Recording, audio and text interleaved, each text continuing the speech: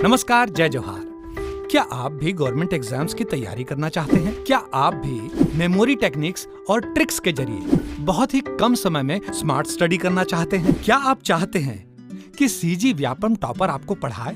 तो डाउनलोड करिए Yogendra Sahu classes app. यहाँ 10 से अधिक गवर्नमेंट एग्जाम्स क्रैक करने वाले और सीजी व्यापम टॉप करने वाले योगेंद्र सर सीजीपीएससी और सीजी व्यापम के अंतर्गत होने वाले सभी एग्जाम्स की तैयारी कराएं।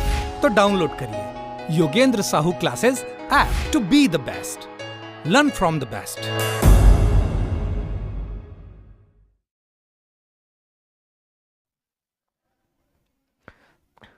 नमस्कार दोस्तों, स्वागत है आपका योगेंद्र ऑनलाइन क्लासेस में। आज हम चैप्टर 3 देखेंगे, कृषि मंडी से रिलेटेड। इसमें आज 2 ही धारा पढ़ेंगे। 2 धारा में आपका आज का क्लास समाप्त हो जाएगा। थोड़ा सा समझने वाली चीज़ है और यहाँ से हो सकता है क्वेश्चंस बने आपके। ठीक है, तो चैप्टर 3 मंडी समितियों का गठन, चैप्टर 3 के बारे में पढ़ रहे हैं। इससे पहले हम चैप्टर 1 देख चुके हैं, चैप्टर 2 देख चुके हैं। चैप्टर 3 का नाम क्या है? मंडी समितियों का गठन और क्या, बस उतना ही, कंस्टिट्यूशन ऑफ मार्केट कमिटीज। ठीक इसके अंतर्गत धारा 7 से आपका स्टार्ट होगा। धारा 7 पहला लेक्चर आप अगर आप देखे होंगे, इंट्रोडक्शन वाले में मैं धारा याद कराया था, तो 7 से 7 और 7 से समिति याद कराया था आपको। तो 7 में क्या है? मंडी समिति की स्थापना। सर ये मंडी की स्थापना तो देख चुके हैं, हाँ वो मंडी की स्थापना है, वो धारा 4 में है। तो सर ये क्या है? ये मंडी समिति की स्थापना है। ठीक है, तो मंडी समिति की स्थापना था, तो उसका निगमन मतलब उसका रेगुलेशन है, उसका कैसे होगा वो देखेंगे। Establishment of market committees and it's incorporation. ठीक, अब क्या हो रहा है? प्रत्येक मंडी क्षेत्र के लिए एक मंडी होगी जिसकी अधिकारिता संपूर्ण मंडी क्षेत्र पर होगी। जैसे देखो, एक छोटा सा मैं समझाता हूँ। आप जिस भी क्षेत्र में रहते होगे, या तो ग्रामीण क्षेत्र में तो ग्राम पंचायत वाला कोई क्षेत्र होगा, नगरीय क्षेत्र में होगा तो नगर पंचायत होगा, या नगर पालिका होगा, या आप नगर निगम के अंतर्गत आते होंगे, किसी न किसी क्षेत्र के अंतर्गत आते होंगे। जैसे मैं देखो, मेरी पोस्टिंग नगर पंचायत उतई में थी, तो मैं वहां से रिलेट करके बता रहा हूँ। उतई एक जगह है, ठीक है। तो नगर पंचायत उतई का एक अपना एक क्षेत्र था, तो एक लोकल बॉडी हो गई, लोकल अथॉरिटी हो गई, लोकल एडमिनिस्ट्रेशन हो गया। ठीक है, तो यहाँ का जितना भी काम काज है सब कौन देखेगा? प्रशासन कौन देखता है? ये नगर पंचायत उतई देखता है। ठीक है, तो ये नगर पंचायत उतई, इसका एक ऑफिस है नगर पंचायत उतई नाम से, है ना। और इस ऑफिस मतलब इस नगर पंचायत उतई के अंतर्गत ये वाला क्षेत्र इतना पूरा आता है, उतई का 15 वार्ड आते थे उसमें। ठीक, बस वैसे ही ये भी क्या बोल रहा है? एक प्रत्येक मंडी क्षेत्र के मतलब इतना ये पूरा क्षेत्र हो गया, उसके लिए क्या होगी? एक मंडी होगी। मतलब जैसे नगर पंचायत उतई है, ये समझ लो एक क्या हो गई? मंडी हो गई। और ये मंडी क्षेत्र का पूरा प्रशासन कौन देखेगा? ये मंडी देखेगी। तो प्रत्येक मंडी क्षेत्र के लिए मतलब ये पूरे क्षेत्र के लिए एक मंडी होगी जिसकी अधिकारिता पूरे मंडी क्षेत्र पर होगी। इसका ये जो पूरा मंडी क्षेत्र है इसकी अधिकारिता ये मंडी के पास होगी। बस इतना ही बात बोला है। ठीक है, दूसरा क्या बोल रहे हैं? मंडी समिति का नाम वही होगा जो धारा 4 के अंतर्गत, धारा 4 के अंतर्गत मंडी की स्थापना देखे हुए। ठीक है, अधिसूचना जारी करता है तो नाम होता है उसमें। ठीक, तो किसी को कोई आपत्ति नहीं होता तो बन जाता है, ये बताए थे। और किसी को आपत्ति है तो कम से कम 1 महीने का समय दिया जाएगा उसको आपत्ति करने के लिए। ये सारी चीजें देखे थे। तो मंडी समिति का नाम वही होगा जो धारा 4 में बताया जाएगा। ठीक है, कुछ खास बात नहीं इसमें। यह मंडी समिति एक निगमित निकाय होगी। एक निगमित निकाय, ये क्या होता है? निगमित निकाय मतलब ऐसी बॉडी जो किसी एक्ट के तहत बनी हो, जिसका फॉर्मेशन किसी एक्ट के तहत हो। तो ये भी कृषि उपज मंडी अधिनियम पढ़ रहे हो, उसी एक्ट के तहत ये मंडी समिति की भी स्थापना हो रही है। तो ये क्या होगी? एक मंडी समिति एक निगमित निकाय होगी। ठीक है, जिसको निम्न अधिकार प्राप्त होंगे। क्या क्या अधिकार प्राप्त होंगे? धारा 7 के तहत, याद रखना धारा 7 के तहत है ये, है ना। धारा 7 के तहत पहला चीज जो है वो क्या? इसका कॉमन सील होगा, सामान्य मुद्रा होगी। सर ये कॉमन सील मतलब क्या? जैसे अगर मुझे किसी को कुछ साइन करके देना होता तो मेरा एक सील बना हुआ योगेंद्र साहू क्लासेस। ठीक, योगेंद्र साहू क्लासेस, योगेंद्र साहू क्लासेस, ये सील साइन। नगर पंचायत उतई में काम करते थे तो वो नगर पंचायत उतई का सील लगता था। किसी को कोई आवक जावक है या कोई डॉक्यूमेंट दे रहे हैं, ले रहे हैं, तो उसमें सील लगाना होता था एज अ प्रूफ, नगर पंचायत उतई का सील लगता था। बस वैसे ही यहाँ पे किसका सील लगेगा? तो यहाँ पे उस मंडी के नाम से कॉमन सील होगा। ठीक है, उसका सील लगेगा, जो भी XYZ नाम हो तो कॉमन सील होगा उसका। शाश्वत उत्तराधिकार, आराधिकार हो गया, शाश्वत उत्तराधिकार। शाश्वत उत्तराधिकार मतलब क्या? समिति बने रहेंगे लेकिन सदस्य परिवर्तित होते रहेंगे। जैसे कोई भी बिजनेस होता है ना, एक कंसेप्ट होता है कॉमर्स में, गोइंग कंसर्न। वो गोइंग कंसर्न पर आधारित होता है। मतलब एक बिजनेस कभी खत्म नहीं होगा, वो चलते जाएगा चलते जाएगा चलते जाएगा। जैसे धीरू भाई अंबानी ने कोई कंपनी चालू की, रिलायंस कंपनी चालू की, तो वो रिलायंस कंपनी चलते आ रही है। उसके मालिक भले बदलते रहेंगे, धीरू भाई अंबानी खत्म हो गए, मुकेश अंबानी आ गए, वो खत्म होंगे, उसके बेटे आएंगे। तो बस वैसे ही ये जो मंडी समिति है उसके जो सदस्य हैं वो चेंज होते रहेंगे, लेकिन मंडी समिति हमेशा बनी रहेगी। बस वही बोल रहे हैं। संपत्ति को खरीदने बेचने का अधिकार होगा। जो भी मंडी क्षेत्र के अंतर्गत सामान आएंगे ना, मंडी क्षेत्र के अंतर्गत जो भी संपत्ति होगी उसको चाहे तो वो खरीद सकते हैं और चाहे तो बेच सकते हैं। ये सारे पावर मिलेंगे धारा 7 के अंतर्गत। किसको? मंडी को। समझ में बात। तो मंडी समिति को ये सारे पावर होंगे, मंडी या मंडी समिति को ये सारे पावर रहेंगे। इस बात का याद रखना, कौन से धारा में दिया हुआ है, धारा 7 में दिया हुआ है। मंडी क्षेत्र के अंतर्गत कृषि उपज से संबंधित निर्णय लेने का अधिकार स्थानीय प्राधिकारी को ना होकर स्थानीय प्राधिकारी के पास नहीं होगा, जबकि ये सारे निर्णय किसके पास होंगे, मंडी समिति के पास होंगे। मंडी समिति निर्णय लेंगे। अब मैंने बोला ये मंडी क्षेत्र है और ये आपका नगरीय प्रशासन का या ग्रामीण पंचायत का, ग्रामीण निकाय का भी बोल सकते हो क्षेत्र पड़ रहा है। तो ये जो क्षेत्र आ रहा है, मंडी क्षेत्र के अंतर्गत जो भी क्षेत्र कवर हो रहा है, उसमें कृषि उपज से रिलेटेड जो भी निर्णय लेने होंगे वो नगरीय प्रशासन या ग्रामीण प्रशासन नहीं लेगा, ग्राम पंचायत, नगर पंचायत, ये सारी चीजें नहीं लेंगी। उस क्षेत्र का पूरा पावर किसके पास चले जाएगा, वो कृषि मंडी के पास चले जाएगा, कृषि उपज से संबंधित पूरा पावर। ठीक है, तो वहां पे स्थानीय प्राधिकारी के रूप में कौन जाना जाएगा, स्थानीय प्राधिकारी के रूप में वो मंडी क्षेत्र जाना जाएगा। ठीक है, वो मंडी कहलाएगी स्थानीय प्राधिकारी, वहां पे वो XYZ मंडी होगी। ठीक है, वहां का होना, कोई नगर पंचायत होता ही नहीं, कोई नगर निगम भिलाई नहीं, ये नहीं होगा। समझ आई बात। ठीक है, लेकिन किससे संबंधित, सिर्फ और सिर्फ कृषि उपज से रिलेटेड, और दूसरे सारे काम फिर वहां का स्थानीय प्रशासन देखेगा, स्थानीय प्रशासन देखेगा। ठीक है, क्लियर।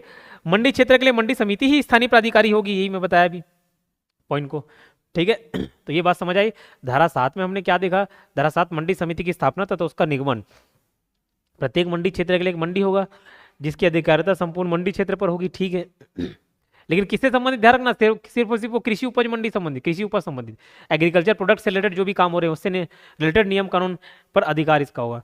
मंडी समिति का नाम वही होगा जो धारा 4 के अंतर्गत अधिसूचना में मंडी का नाम मेंशन होगा। ओके, यह मंडी समिति एक निगमित निकाय होगी जिसको निम्न अधिकार प्राप्त होंगे। क्या निम्न अधिकार प्राप्त होंगे, कॉमन सील होगा, शाश्वत उत्तराधिकार होंगे। ठीक है, शाश्वत उत्तराधिकार का होने का मतलब है कि समिति बने रहेगी, भले सदस्य आते रहें जाते रहें, संपत्ति को खरीदने व बेचने का अधिकार होगा, लेकिन कहाँ पे, सिर्फ वो उसके मंडी क्षेत्र के अंतर्गत। मंडी क्षेत्र के अंतर्गत कृषि उपज से संबंधित निर्णय लेने का अधिकार स्थानीय प्राधिकारी के पास नहीं होगा। ठीक है, किसके अंतर्गत बोल रहे, मंडी क्षेत्र के अंतर्गत, उस पर्टिकुलर मंडी क्षेत्र के अंतर्गत जो मंडी होगी, स्थानीय प्राधिकारी के पास अधिकार ना होकर उस मंडी के पास अधिकार होगा, लेकिन किससे रिलेटेड, सिर्फ और सिर्फ कृषि उपज से संबंधित, इससे रिलेटेड। मंडी क्षेत्र के लिए मंडी समिति ही स्थानीय प्राधिकारी कहलाएंगे। ठीक, ये बात समझ आई, छोटी सी बात थी। चलो धारा 8 देखते हैं। धारा 8 क्या कहता है, स्थानीय प्राधिकारी की संपत्ति का मंडी समिति में निहित होना, स्थानीय wasting of property of local authorities in market committees. ठीक, मंडी समिति मंडी प्रांगण के भीतर या मंडी क्षेत्र में मंडी को संचालित करने के लिए कोई भूमि या भवन या कोई भी वस्तु हो उसकी आवश्यकता होती है तो पंचायत या नगरीय निकाय या कोई स्थानीय प्राधिकारी से रेंट में ले सकती है। ठीक, क्या बोल रहे हैं, ये मंडी क्षेत्र हो गया, कोई नगरीय प्रशासन हो गया, नगरीय निकाय आ गया, कोई पंचायत आ गया। इस क्षेत्र में सपोज यहाँ पे कोई नगर निकाय आएगा, जैसे नगर पंचायत का कोई भवन है, ये भवन है, अब है तो किसका, नगर पंचायत का, समझ लो नगर पंचायत, वो एक उदाहरण दे रहा हूँ नगर पंचायत का, लेकिन ये वाला क्षेत्र किसके अंतर्गत आ रहा है, कोई मंडी क्षेत्र के अंतर्गत आ रहा है। अब ये मंडी क्षेत्र वाले को इस मंडी को, इस भवन की आवश्यकता है, तो क्या ये नगरीय निकाय से मांग सकता है या पंचायत से मांग सकता है, कोई स्थानीय प्राधिकारी से मांग सकता है, हाँ मांग सकता है। ठीक है, मांग सकता है, लेकिन मांगेगा तो फ्री में मांगेगा क्या, नहीं उसका रेंट देगा। जैसे आप लोग कोई शादी पार्टी या कोई बच्चे लोग को पार्टी वगैरह कराना, तो छोटा मोटा भवन चाहिए, तो सामुदायिक भवन किराए में मिलता है कि नहीं मिलता? मिलता है किराया। तो क्या करते हो उसके लिए, आप थोड़ा रेंट वगैरह पटाते हो कि नहीं पटाते, 1 दिन का 2 दिन का जो भी पैसा हो वो पटाते हो, हाँ। तो बस वैसे इसको भी भवन अगर चाहिए होगा या कोई भी प्रॉपर्टी चाहिए होगी तो उसका रेंट देगा, हाँ रेंट देगा। तो वही लिखा हुआ है, मंडी समिति मंडी प्रांगण के भीतर, मतलब ये मंडी प्रांगण के भीतर या मंडी क्षेत्र में मंडी को संचालित करने के लिए कोई भूमि या भवन या किसी भी वस्तु की आवश्यकता होती है तो पंचायत हो गया, नगरीय निकाय हो गया या स्थानीय प्राधिकारी हो गया, उससे रेंट में वो भूमि ले सकती है। ठीक है, क्लियर, समझिए बात। अब अगर कोई मंडी समिति स्थानीय प्राधिकारी से, मतलब ये जैसे भवन चाहिए, इसकी मांग करता है कि भैया ये भवन हमको चाहिए, तो 1 महीने के अंतर्गत दोनों के बीच क्या हो जाएगा, कॉन्ट्रैक्ट हो जाएगा, एक एग्रीमेंट हो जाएगा कि हाँ हमको ये भूमि चाहिए, हम इसके बदले इतना पैसा देंगे, इतने साल तक देंगे, इतने महीने तक देंगे, जो भी जैसा भी डील हो, तो कॉन्ट्रैक्ट हो जाएगा। ठीक है, कॉन्ट्रैक्ट हो जाएगा। क्लियर। अब अगर नगरीय प्रशासन उसमें ध्यान नहीं दे रहा है, वो बोल रहा है कि नहीं मैं कॉन्ट्रैक्ट नहीं करूंगा, नहीं कर पा रहे, कॉन्ट्रैक्ट नहीं हो पाया, तो क्या उस केस में क्या होता है, देखें मंडी समिति और स्थानीय प्राधिकारी के मध्य 1 महीने के भीतर, ध्यान रखना 1 महीने का टाइम था ना, 1 महीने के भीतर अगर कॉन्ट्रैक्ट नहीं हो पाता तो क्या करेंगे, नहीं हो पाया तो मंडी क्षेत्र के भीतर की भूमि या भवन को मंडी समिति को दे दिया जाएगा, उसको मिल जाएगा। ठीक है, और कॉन्ट्रैक्ट की शर्तें कौन डिसाइड करेगा, फिर कलेक्टर डिसाइड करेगा। तो इसको कैसे मिल जाएगा, कौन इसका कब्जा ले लेगा, तो ये मंडी समिति को मिल जाएगा, फिर उसको दिलाने का काम होगा कलेक्टर का। समझे क्या हो रहा हूँ। मंडी क्षेत्र के अंतर्गत कोई भी स्थानीय प्राधिकारी का कोई सामान आ जाता है, कोई प्रॉपर्टी आ जाते हैं, उसको मंडी वाले को यूज करना है, तो मंडी वाले यूज कर सकती है, हाँ कर सकती है, लेकिन उसके बदले उसको रेंट देना होगा।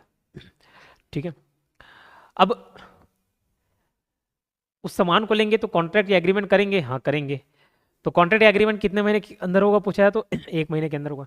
ठीक है, कॉन्ट्रैक्ट या एग्रीमेंट कितने दिन के अंदर होगा, 1 महीने के अंदर होगा। अब 1 महीने के भीतर नहीं हो पाया तो ये मामला कलेक्टर देखेगा, उसको सामान तो मिल जाएगा, कलेक्टर देखेगा कि हाँ भैया अब ये सामान इसको दे दो, कलेक्टर के पास जाएगा, और जो भी एग्रीमेंट की शर्तें जो पहले नहीं मान रहे थे, हो सकता है उसी शर्तें की वजह से, अब वो शर्त कौन डिसाइड करेगा, कलेक्टर डिसाइड करेगा। ठीक है, कौन डिसाइड करेगा, कलेक्टर डिसाइड करेगा। ठीक है, समझ आई बात। लेकिन ध्यान रखना, मंडी क्षेत्र के अंतर्गत की भूमि, जैसे वो जो भवन बता रहा था, वो भवन राज्य सरकार द्वारा स्थानीय प्राधिकारी को दिया गया, मतलब कोई स्टेट गवर्नमेंट उसको दिए हुए हैं, मतलब जो लोकल एडमिनिस्ट्रेशन है उसी को फोकट में मिला है, तो फिर वो काहे किराया लेगा, क्योंकि ये भी सब छत्तीसगढ़ का ही हिस्सा है, छत्तीसगढ़ सरकार का हिस्सा है, इसी अधिनियम के तहत सब बने हुए हैं।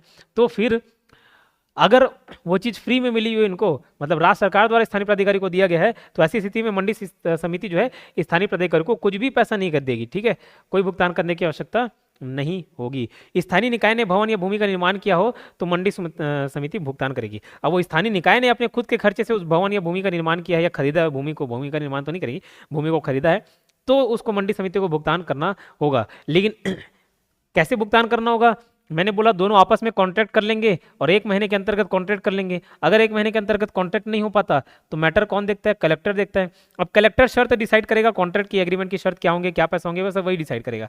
अब अगर कलेक्टर के निर्णय से कोई सहमत नहीं है, कलेक्टर के निर्णय से कोई सहमत नहीं है, तब क्या, तो इसके पास अपील की जा सकती है, इसके खिलाफ अपील की जाएगी, कलेक्टर के खिलाफ, कलेक्टर के डिसीजन के खिलाफ अपील की जाएगी, किसके पास, राज्य सरकार के पास। लेकिन कितने दिन के अंतर्गत, 30 दिन के अंतर्गत। सर यहाँ पे तो 3 दिन लिखा है, कितने दिन के अंतर्गत, 30 दिन के अंतर्गत। अभी जो 3 दिन है ना, बेयर एक्ट पढ़ रहा था, एक तरफ हिंदी दे रहा था एक तरफ इंग्लिश दे रहा है, तो 30 दिन अंग्रेजी वाले में 30 दिन लिखा हुआ है, हिंदी वाले में 3 दिन लिखा हुआ है। तो मैं अंग्रेजी वाले को लिखा तो 3 दिन लिखा दिया, लेकिन अब वो कलेक्टर से जाकर पूछना पड़ेगा कि सर 3 दिन में भेजते हैं कि 30 दिन में है, तो मैं मान रहा हूँ 30 दिन। अपील का कोई चीज़ है, 3 दिन बहुत कम होता है ना, 3 दिन के लिए क्या अपील, 3 दिन में तो वैसे ही मैटर समझने में लग जाता है, तो 30 दिन मान के चल रहा हूँ। लेकिन मैंने बता दिया कि हिंदी में 3 दिन है, अंग्रेजी में 30 दिन लिखा हुआ, 30 days, within 30 days you have to appeal. ठीक है, तो 30 डेज के अंतर्गत राज्य सरकार के पास अपील करना पड़ेगा। समझ आई बात, ठीक है, क्लियर, चलो ठीक है। अब राज्य सरकार भी कुछ ना कुछ फैसला लेगा, ये जो फैसला ले लिया वही आखिरी है, वही पत्थर की लकीर है। ठीक है, अब अगर 1 महीने बाद कलेक्टर डिसाइड, 1 महीने बाद अगर एग्रीमेंट नहीं हो पाया, एग्रीमेंट हुआ तो इन्हीं लोग आपस में शर्तें तय करेंगे। ठीक है, अब यहाँ पे देखो 3 केस बन सकता है ना। पहला केस क्या बनेगा, ये भी थोड़े छोटे छोटे लेक्चर ले रहा हूँ, छोटे छोटे धारा कवर कर रहा हूँ, एक आध दिन अच्छे लंबे लेक्चर्स भी होंगे, तो उसके लिए चिंता मत करना, है ना। तो अभी थोड़ा सा शेड्यूल बिजी चल रहा है। 3 केस बन सकते हैं। क्या क्या केस बनेंगे कि एग्रीमेंट 1 महीने के अंतर्गत करना था, एग्रीमेंट 1 महीने के अंतर्गत हो गया, दोनों रजामंदी खुशार खुशी खुशी राजी हो गए। जब मियाँ बीवी राजी तो क्या करेगा काजी, तो ये राजी हो गए तो ठीक है, कोई दिक्कत नहीं, शर्तें आपस में डिसाइड किए, ओके। 1 महीने में नहीं हो पाया एग्रीमेंट तो कलेक्टर डिसाइड किया, चलो कलेक्टर जो डिसाइड कर दिया, दोनों पक्षों बात सुन के इसकी शर्तें अगर मान लिए तो अच्छी बात है, फिर कोई दिक्कत नहीं। लेकिन इसकी शर्तें नहीं माने तो किसके पास जाएंगे, राज्य सरकार के पास। अब राज्य सरकार जो फैसला ले लेगा, अभी किसी को अच्छा लगे नहीं लगे, यही आखिरी होगा। ठीक, समझे बात, तो इसका निर्णय अंतिम होगा। और जहां पे कलेक्टर की बातों से सब सहमत हैं तो कलेक्टर का निर्णय अंतिम हो जाएगा। लेकिन इसकी बातों से सहमत नहीं है, राज्य सरकार के पास अपील कर दिए, अपील कितने दिन के अंदर, 30 दिन के अंदर, तो राज्य सरकार ने जो फैसला लिया वो फाइनल होगा। समझ आई बात, चलो ठीक। स्थानीय प्राधिकारी और मंडी समिति के मध्य समझौता हो जाने के बाद, अब अगर समझौता हो गया, किसी भी तरीके से समझौता हो गया, ठीक है, तो स्थानीय प्राधिकारी 7 दिन के भीतर भूमि या भवन को मंडी समिति को देगी। 7 दिन के भीतर कब्जा नहीं दे पाने की स्थिति में कलेक्टर उसे अपने कब्जे में लेकर मंडी समिति को दे देगा। और कलेक्टर कॉन्ट्रैक्ट की शर्तें डिसाइड करता है तो उसमें आपत्ति होने पर, ये ऊपर पॉइंट बता दिया, कॉन्ट्रैक्ट की शर्तें डिसाइड करता है तो उसमें आपत्ति होने पर 30 दिन, है ना, उसको 30 दिन कर लेना। हिंदी में 3 दिन था, अंग्रेजी में 30 दिन मान के चलना। 30 दिन के भीतर राज्यसभा नहीं है, राज्य सरकार के पास अपील कर सकता है और आपत्ति ना होने पर कलेक्टर का निर्णय अंतिम होगा। ठीक है, तो ये राज्य सरकार नहीं है, राज्यसभा नहीं है, राज्य सरकार है। आपत्ति होने पर राज्यसभा का निर्णय अंतिम होगा, राज्यसभा नहीं, राज्य सरकार का निर्णय अंतिम होगा। ठीक है, क्लियर, चलो। कलेक्टर भूमि या भवन के लिए प्रतिकर की रकम निम्नलिखित बातों को ध्यान में रखेगा। दोनों आपस में रेंट वगैरह डिसाइड कर लिए, जो भी पैसा डिसाइड करना था डिसाइड कर लिए तो अच्छी बात। अगर नहीं कर पाते और मैटर कलेक्टर के पास जाता है, अब कलेक्टर को डिसाइड करना है, कलेक्टर कॉन्ट्रैक्ट तैयार कर रहा है, एग्रीमेंट तैयार कर रहा है कि कितने पैसे में ये भवन लेना चाहिए या बिकना चाहिए, अगर रेंट में ले रहे हो तो रेंट में, या खरीद बिक्री कर रहे हैं तो उसका कितना रुपये होना चाहिए कलेक्टर डिसाइड करेगा। लेकिन कलेक्टर किस बात को मद्देनजर रखते हुए ये चीज़ डिसाइड करेगा, तो उसी के बारे में बात कर रहा है कि कलेक्टर भूमि या भवन के लिए प्रतिकर की रकम निम्नलिखित बातों को ध्यान में रखेगा। निम्नलिखित बातों को ध्यान में रखेगा, किन बातों को ध्यान में रखेगा, ये आराम से आपको आसानी से याद हो जाएगा। खुद सोचो प्रैक्टिकली, आप चलो आपको यहाँ घर खरीदना है, आप योगेंद्र साहब क्लासेस में पढ़ने आ रहे हो, आसपास यहाँ रेंट में लेने आ रहे हो, तो आपको रेंट को एक दाना से 20,000 रुपये बोल देगा तो आप 20,000 में रहने के लिए तैयार हो जाओगे क्या? नहीं। क्यों? क्योंकि आपको मालूम है, यहाँ आप आसपास पता करोगे तो मार्केट वैल्यू मालूम चल जाएगी कि अरे यार 4,000 5,000 में 3-4 लोग आराम से रह सकते हैं, एक फैमिली रह सकती है, मतलब एक घर आपको 5,000 6,000 रेंट में मिल जा रहा है, और एक आदमी अगर रहना चाह रहा है तो 1,500 2,000 तक मिल जा रहा है, तो काहे में 20,000 दूँ? तो आपने क्या चीज़ सोचकर फैसला लिया? Market value. मार्केट वैल्यू को मद्देनजर रखते हुए आपने निर्णय लिया, ठीक है। अब चलो आपको खरीदना है, खरीदना है कोई सामान खरीदना चाहिए, घर खरीदना है, नहीं भैया किराए में रहेंगे, तो कितना रुपए में खरीदोगे उसको? वो भी जो मार्केट वैल्यू चल रहा है उसी में खरीदोगे। या ऐसा हो सकता है कि घर वाला जो कम से कम उस प्रॉपर्टी को बनाने में उसको 30 लाख रुपए लग गए होंगे वो घर बनाने में, तो भैया कम से कम उस जितना निर्माण हुआ 30 लाख के ऊपर थोड़ा बहुत प्रॉफिट जोड़ के बेचेगा।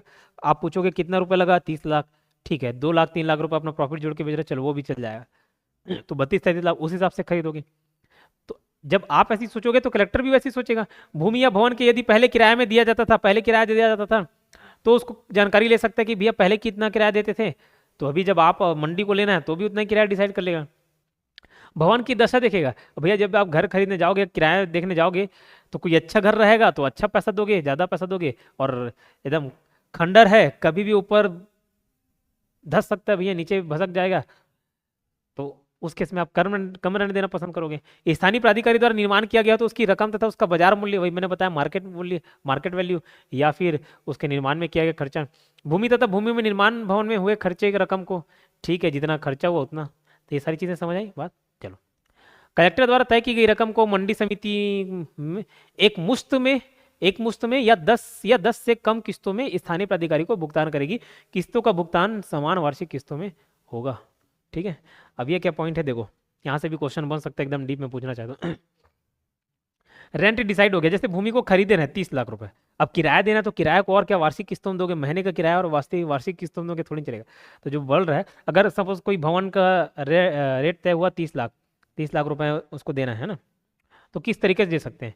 पहला कंडीशन है कलेक्टर तो 30 लाख डिसाइड कर दिया, अब मंडी समिति उस स्थानीय प्राधिकारी को पैसा कैसे देगी? पहला एक मुश्त पेमेंट कर लेगा, ए ले भैया 30 लाख रुपए, बस 30 लाख लो, 30 लाख रुपए दे दिया। अब 30 लाख उसको ज़्यादा लगने लग गया, वो बोलेगा नहीं भाई मैं दूंगा 5 किस्तों में, चलो ठीक है 5 किस्त में ले लेना, ठीक 5 किस्त कैसे वो देखेंगे। फिर तीसरा कंडीशन क्या है, वो बोलेगा नहीं भैया 5 किस्त भी मुश्किल, और 5 ही किस्त वार्षिक किस्त है ना, वार्षिक किस्त लिखा हुआ है, मतलब एनुअल किस्त रहेगा, ऐसा नहीं कि अगले हर एक महीने किस्त बांध दी, ऐसा नहीं, वार्षिक किस्त रहेगा, मासिक किस्त नहीं, है ना। लास्ट नहीं सर 5 किस्त में नहीं दे पाएंगे अपन, ठीक है कितने 100 किस्त में, तो नहीं भैया 100 किस्त नहीं, मैक्सिमम 10 किस्त अलाउ, कलेक्टर मैक्सिमम 10 किस्त आपको अलाउ कर सकता है, ठीक है। तो क्या एक मुश्त या दूसरा 10 से कम, इसको 5 लिख दिया तो उदाहरण के लिए था, या 10 से कम ये लिखा हुआ ना, एक मुश्त देगा या 10 से कम किस्तों में स्थानीय प्राधिकारी को भुगतान करेगा, और ये बराबर वार्षिक किस्तें होंगी। लेकिन अब 30 लाख को 10 साल में पटाना है, 10 साल में, तो भैया ये बताओ आज का 30 लाख और 10 साल बाद का 30 लाख का वैल्यू बराबर है नहीं, तो कुछ ना कुछ ब्याज देना पड़ेगा, हाँ ब्याज देना पड़ेगा, और ब्याज का रेट क्या होगा? 6%, ये फिक्स है, 6% लिखा हुआ नियम में, ठीक है। कलेक्टर तय करेगा कितने किस्तों में भुगतान करना है, कलेक्टर डिसाइड करेगा, और जहां प्रतिकर का संदाय किस्तों में किया जाए, एक मुश्त देगा तो और क्या ब्याज देने की जरूरत, लेकिन किस्तों में कर रहे हैं, इंस्टॉलमेंट में पेमेंट कर रहे हैं, तो वहां पर 6% प्रति वर्ष एनुअल की दर से ब्याज लगेगा, जो कि किस्त के साथ दे होगा। मतलब फिर जो 10 इंस्टॉलमेंट, अगर 10 इंस्टॉलमेंट में दे रहे हैं तो उस हिसाब से कैलकुलेट करके वो नॉर्मल कैलकुलेशन हो जाता है। जैसे कार आप खरीदोगे तो बराबर किस्त पे करते हो ना, ऐसा नहीं कि इस बार कम दिया अगले बार ज़्यादा दिया, वैसे भी करवा सकते हो, लेकिन बराबर किस्त तय होता है, तो ब्याज और मूल सब बराबर किस्तों में डिसाइड होगा, जितना भी बनेगा उसको फिर पेमेंट करना है। लेकिन इंटरेस्ट रेट कितना है? 6%, याद रखना। ऑप्शन अगर पूछेगा कि ब्याज की दर क्या होगी, जो आरबीआई डिसाइड करे, जो कलेक्टर डिसाइड करे, जो सरकार डिसाइड करे, ठीक है, या एक 6%, तो आप लेके चलोगे 6%, ये सब कोई डिसाइड नहीं करेगा, यहाँ पे ब्याज 6% डिसाइड। किस्त का निर्धारण कौन करेगा कि किस्त है? तो कोई समिति करेगी, मंडी समिति करेगी, कि स्थानीय प्राधिकारी करेगी, कि कलेक्टर करेगा? तो कलेक्टर करेंगे। ठीक है, जो किस्त है उसको कलेक्टर करेंगे। समझ आई बात? चलो ठीक। बोर्ड या मंडी समिति के लिए भूमि का अर्जन, 90 में अर्जन देखे थे, अर्जन न करके अर्जन न आया था। ठीक, तो इसको अगले चैप्टर में कर लेंगे, किसी एक दिन। थोड़ी लंबी लेक्चर होगी, बहुत सारे। आप उसके लिए मत हड़बड़ाइएगा कि सिलेबस स्लो चल रहा है या बहुत टाइम लग रहा है। बाकी सारी चीज़ें भी है, सिर्फ इसी सब्जेक्ट पे फोकस नहीं करें, है ना। सभी सब्जेक्ट को बराबर महत्व देने की आवश्यकता है। तो आप इसको भी पढ़ते चलें, साथ में बाकी टॉपिक्स को भी आपको देखते चलना है। छत्तीसगढ़ के कोर्सेज पूरे रिकॉर्डेड डल चुकी हैं, तो छत्तीसगढ़ की क्लास देखेंगे।